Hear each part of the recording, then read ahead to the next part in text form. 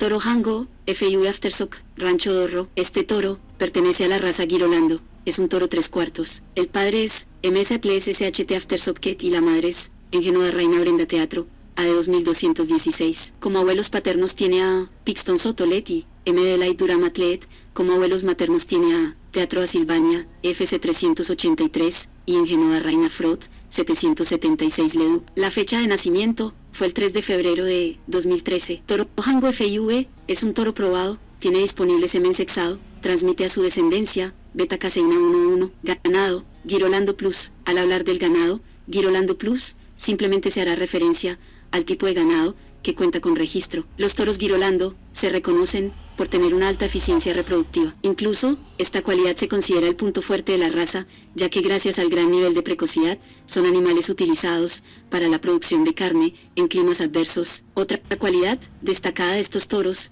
es la rápida ganancia de peso, condición que favorece la producción y el rendimiento de su carne, pues un toro Girolando podrá alcanzar los 750 kilos de peso en su edad adulta, aumentando en promedio hasta 1 kilo por día. Si quieres adquirir la genética de este toro, en la descripción del video te dejaremos los datos de contacto del distribuidor autorizado.